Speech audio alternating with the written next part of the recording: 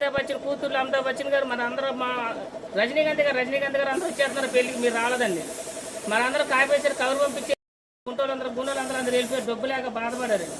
వాళ్ళకి కరువు అయిపోయిందని అయ్యారండి. కరువు అయిపోతే మీరు మాత్రం రాలేపోయారండి. మీరు రాలేదండి. మా మామగారు మనదెట్టుకున్నారు, బెంగెట్టుకున్నారు. మా మామగారు కోట్లు మీకు వెళ్ళిపోయింది, లక్షలు మీకు వెళ్ళిపోయింది, 300 కోట్లు ఉండిపోయింది, కింద పడిపోతే 300 డాబా వెళ్ళిపోయింది, తెల్లలందరూ నెత్తి మీద బొచ్చులు వెళ్ళిపోయిందండి. మీకు కలప పంపిస్తా అన్నారు మా మామగారు గిఫ్ట్.